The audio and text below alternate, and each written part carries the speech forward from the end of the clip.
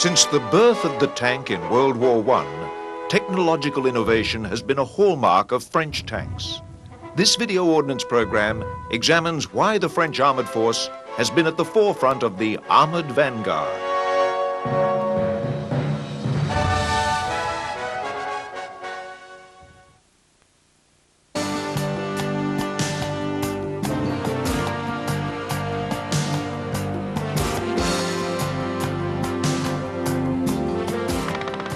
Technological innovations in land warfare, the machine gun and rapid-fire artillery, led to the unspeakable horror of trench warfare in World War I.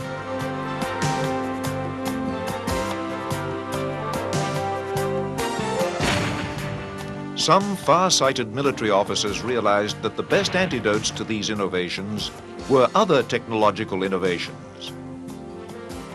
Armor was needed to protect the soldier from enemy firepower. Mobility was needed to overcome the stalemate of trench warfare. And guns were needed to overpower enemy defenses. In France, it was General Estienne.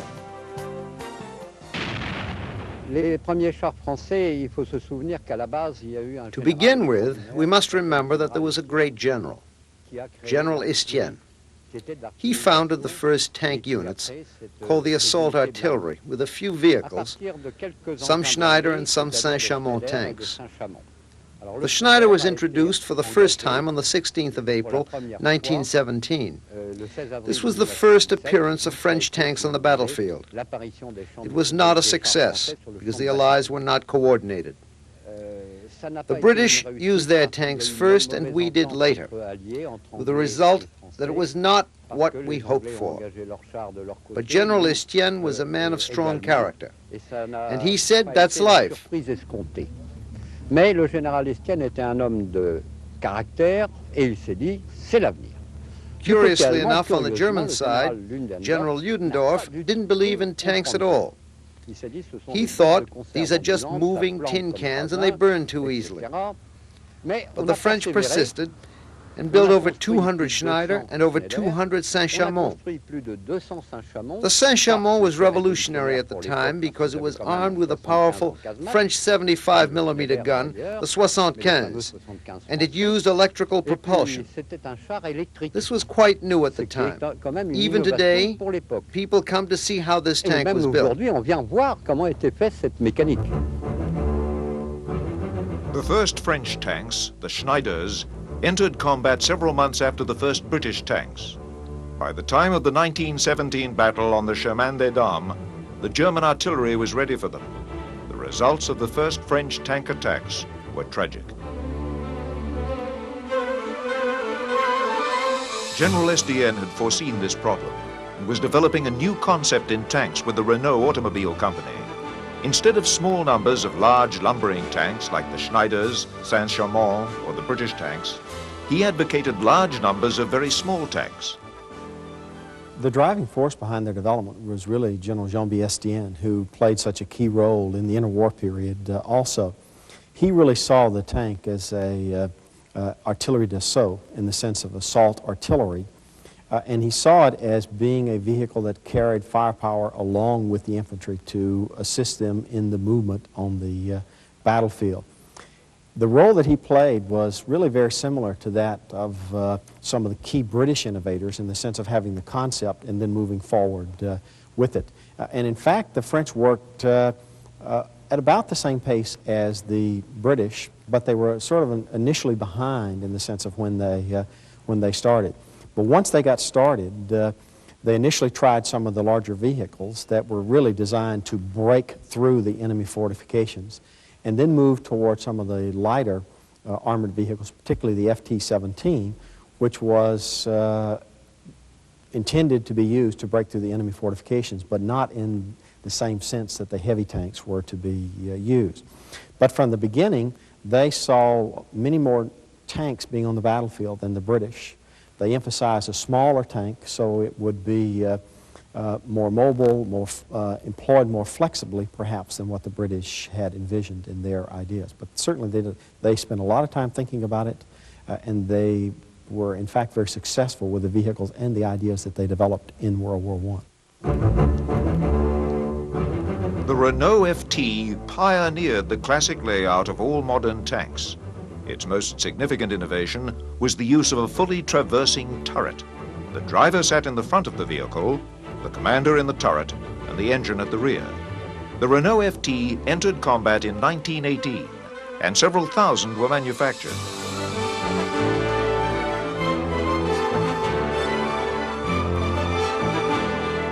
They also formed the basis for the first American tank battalions, led by a young American colonel named George S. Patton. The Renault FT became the most widely used tank of the 1920s, also forming the basis of the early tank forces of Russia, Japan, and China. The success of the Renault FT was not without its drawbacks. From the beginning, the French saw the tank as an important vehicle.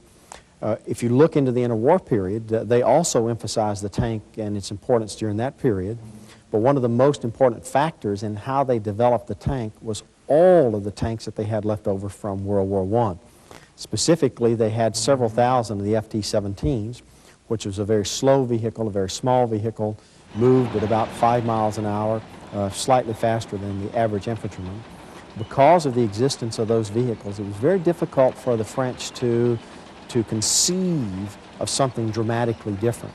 Each time those who were in charge of developing French tanks saw this very fragile, very slow, very vulnerable vehicle, it was difficult for them to think of something that would be dramatically different. So consequently, you see, in terms of concept, the existence of those several thousands of tanks was very, very important to the ultimate doctrine, the ultimate equipment that they devised. In the 1920s, France continued to experiment with innovative tanks, including massive breakthrough tanks and even amphibious tanks. But it was the FT that made up most of the force.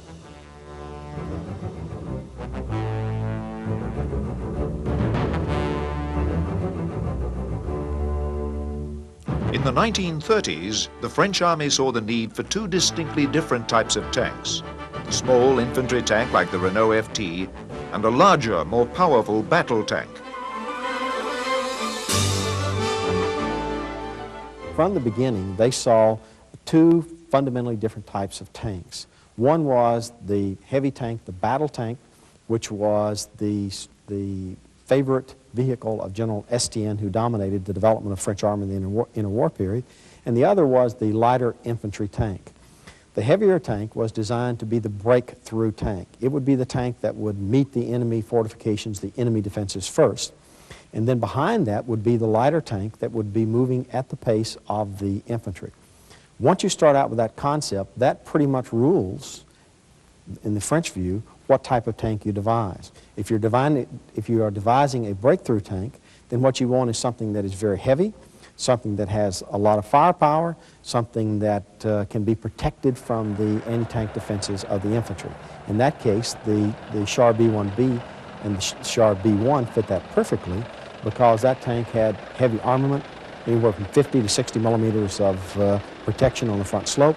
It had a very heavy main gun. It had a number of machine guns that could all be used in concert with one another to suppress enemy fire, break through the enemy fortifications, and open the hole that could then be penetrated with the light infantry tanks and the infantry itself.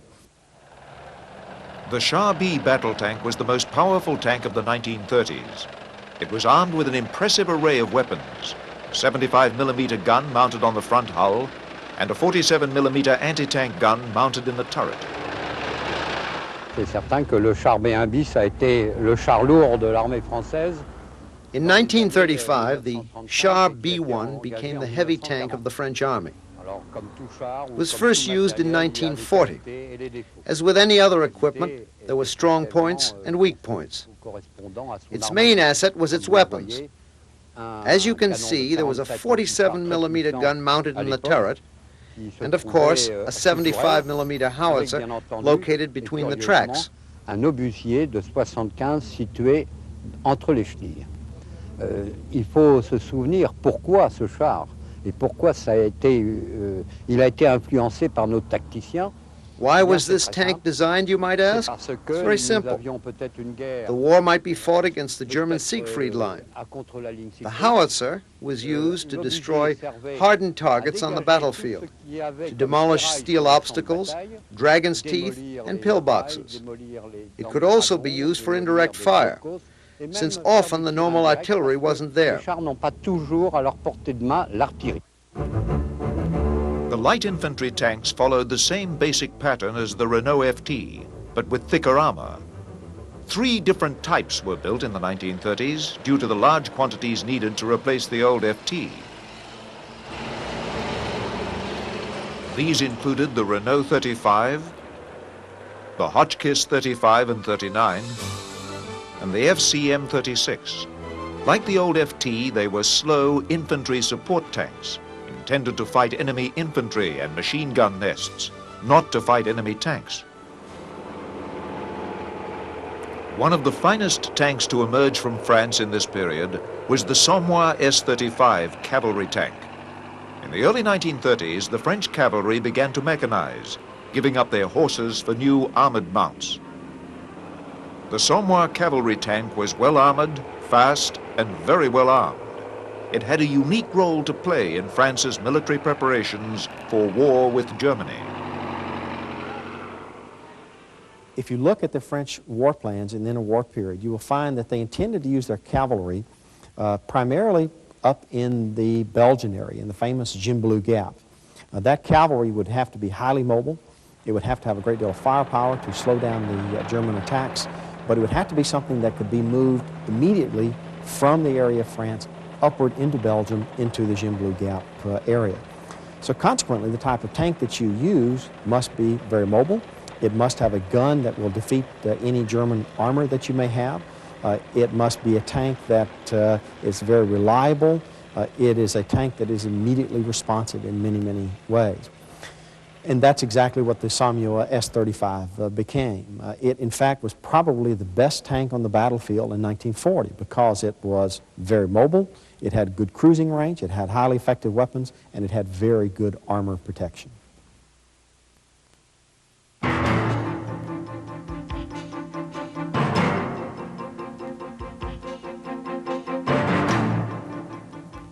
When France and Germany went to war in 1940, the French army seemed to hold the advantage. France had more tanks, and their technological qualities were much superior. Better armor, better guns. But France was defeated in a campaign that shocked the world. The French weakness was doctrine, not technology. The German army developed a method of mobile warfare, sometimes called blitzkrieg, which made best use of the strong points of tanks. The French doctrine, called methodical battle, could not cope with the German tactics. It seems to me it goes back to the question of doctrine, primarily because given the emphasis on the methodical battle, the French really did not see a need for a great deal of training in terms of moving units rapidly from one spot to another, training units to respond unto the unexpected. Their emphasis was on the expected, to do as they were told, to respond the way the higher level commander told them to respond, and that's what they trained their subordinates to do. But given that sort of approach to battle, there really was no need for a lot of radios. You could always run landlines, you could always use some sort of telephones to communicate with higher headquarters. If nothing else, you could use flares, you could use hand signals, but you did not need a lot of radios. As a result of that, they had practically no radios in their tanks, in their command vehicles at all. But the reason for that goes back to the doctrinal explanation, in the sense of because they had their doctrine, because they had that concept for how units would be employed, they simply did not value the use of radios very much at all. The sort of things that they practiced were carefully controlled movements, the movement from one point to another point, or phase line to phase line, something that did not require a great deal of skill, something that did not require a great deal of experience. So the French army was prepared to perform according to its doctrine in a fashion that the French military leadership thought would be effective. Unfortunately, that preparation was was not the preparation that they needed to respond to the very rapid, sharp, decisive actions of German tanks when German tanks came into those key encounter areas. French tank design remained influential even after the defeat. The American M3 Lee tank was patterned after the Shah B-1, with its main gun in the hull and its anti-tank gun in the turret. The layout and configuration of the Somme S-35 helped inspire the M4 Sherman tank, the mainstay of the United States tank force during World War II. The 1940 defeat did not signal the end of the French armored force. The young commander of the 4th Armored Division, Charles de Gaulle, re-established the Free French forces in Britain. The new French armored force was equipped with American armor, the M4 Sherman tank, the M10 tank destroyer, and the M8 Greyhound scout car. Every summer, the parade grounds of the French Cavalry School at Saumur in the Loire Valley witness a reminder of the history of French tanks during the war. The M10, named Scirocco, has a particularly proud story behind it. In 1944, Scirocco served with the most famous of the French units, General Leclerc's 2nd Armored Division, during the liberation of Paris. During the fighting for the capital, Scirocco engaged in a duel with a German Panther tank on the Place de la Concorde in the heart of Paris. The Panther was the most formidable tank on the battlefield in 1944.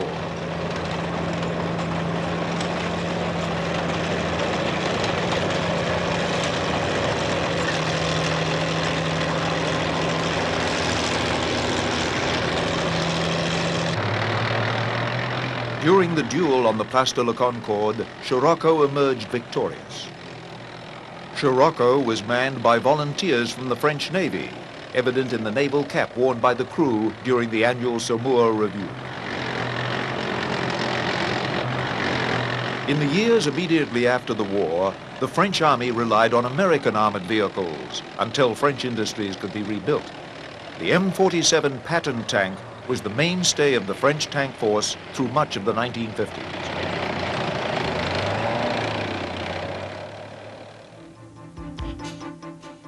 In the early 1950s, France was involved in a protracted and bloody conflict in a region of the world that would become all too familiar to Americans a decade later. France tried to re-establish colonial rule in Indochina after the war, but was resisted by the Viet Minh guerrillas. The war in Indochina was not well suited to tanks. But the French forces used tanks to patrol roads and support the infantry. Probably the most famous use of tanks took place in the final months of the war, when 4 of these M24 Chaffee tanks were airlifted into the besieged garrison of Dien Bien Phu in a last-ditch effort to save the situation. The hopeless struggle at Dien Bien Phu marked an unhappy climax to the French role in Indochina.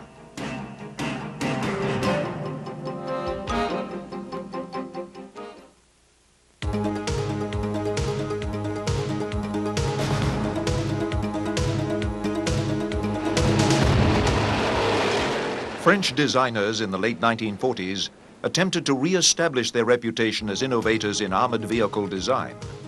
One of the most successful designs in armored cars during the period was the Panhard EBR. The Panhard design was begun in 1940, interrupted by the war, and restarted after 1945. The EBR was designed for scouting, not for fighting. It had a driver facing both directions. When it located an enemy force, the controls were switched from one driver to the other, allowing the EBR to withdraw and report on its discoveries. The wheels in the center of the vehicle could be lowered when traversing soft ground to give the EBR additional traction. Wheeled armored vehicle design became a hallmark of post-war French armored vehicle development. Many French wheeled armored vehicles followed the EBR. Their success was marked by their widespread export around the world, to the Mideast, Africa, Asia, and South America.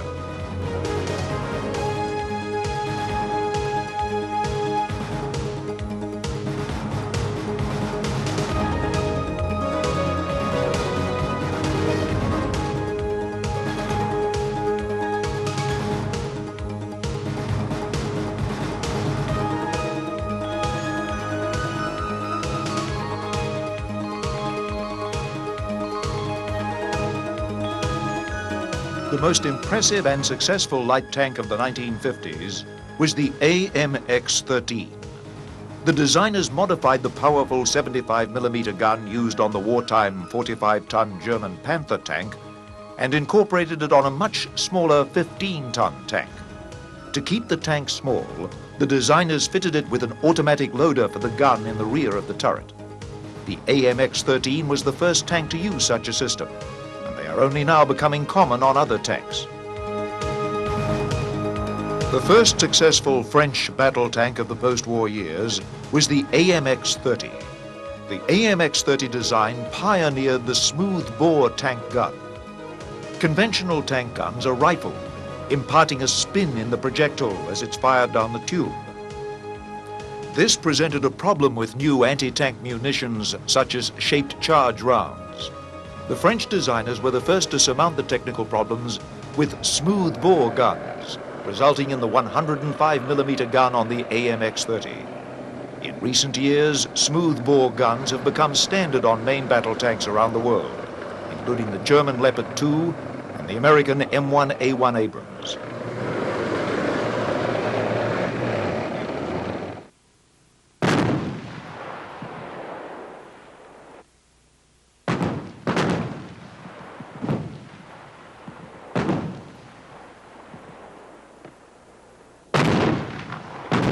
The AMX-30 still serves with the French tank force in the improved AMX-30B2 version. The AMX-30B2 incorporates many new features, including a highly effective thermal imaging night sight. The AMX-30B2 thermal sight allows the gunner to rapidly locate enemy tanks in complete darkness, or even when the target is obscured by smoke. Here we see what the tank gunner in the AMX-30B2 sees when he engages targets at night.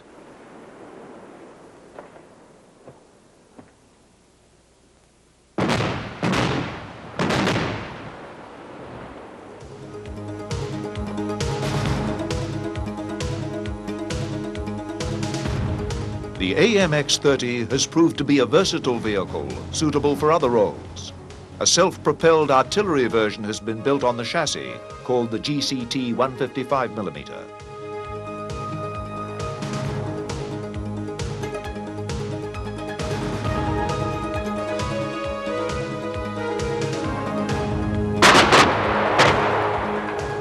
The latest developments in tank technology are incorporated in the new AMX Leclerc main battle tank, which will enter service in the 1990s. The Leclerc comes nearly a decade after its nearest counterparts, the American M1 Abrams and the German Leopard 2. The main improvements of the past 10 years in the second generation of tanks have been improvements in technology, computerization, and communications. There are also great improvements in the combat characteristics, such as mobility, firepower, and protection. But the most significant changes, which lead us to call the Leclerc a third-generation tank, is in its ability to be integrated into a computerized system for the command and control of entire tank units.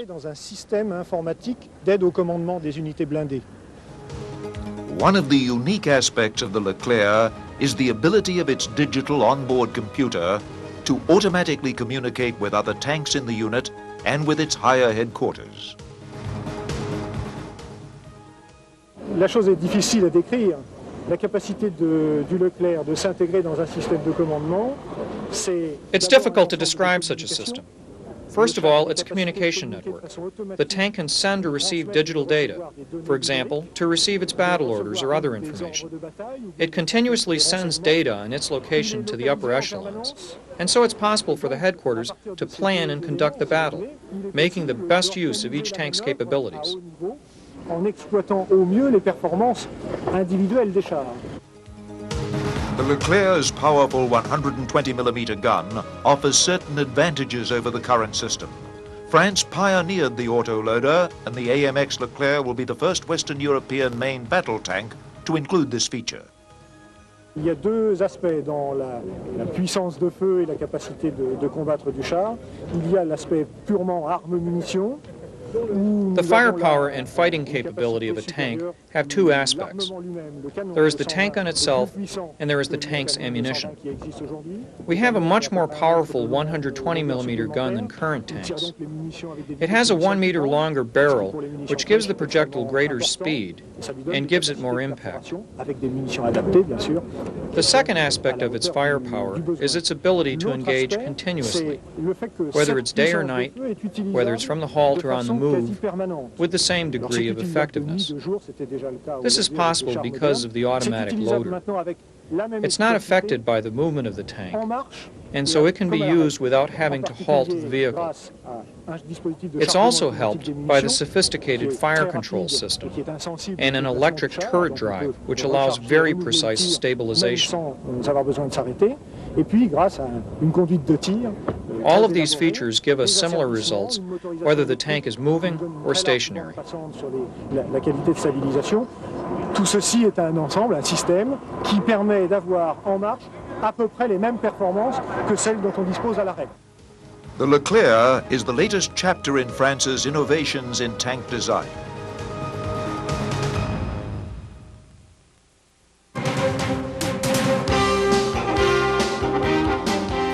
During the Gulf crisis of 1991, the AMX-30 figured prominently in the fighting.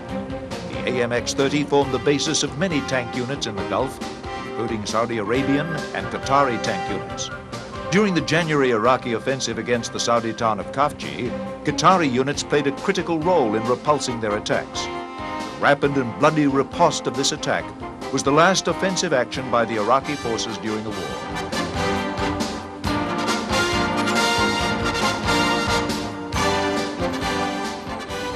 In western Saudi Arabia, French troops of the Daguet Force prepared to assist the multinational coalition in the liberation of Kuwait. Among the armored units in Saudi Arabia was the 4th Dragoon Regiment, equipped with the AMX-30 B-2 tanks. Here, the 4th Regiment conducts desert training maneuvers days before the Desert Storm offensive against Iraq.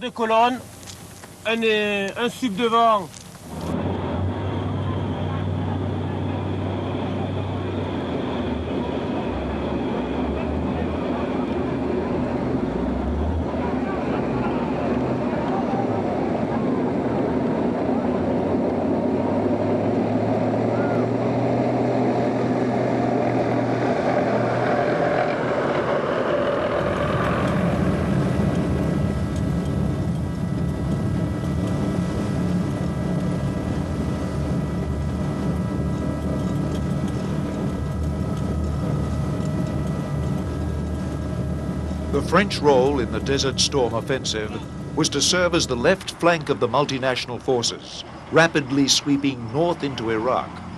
The French forces protected other coalition units from Iraqi units located further to the north and west. The French objective was to capture the key airfields, such as As-Salman, and the eventual blocking of Iraqi routes of escape. The French mission was entirely successful. The 4th Regiment encountered Iraqi tank units on the outskirts of As-Salman Air Base, and a short but violent battle ensued.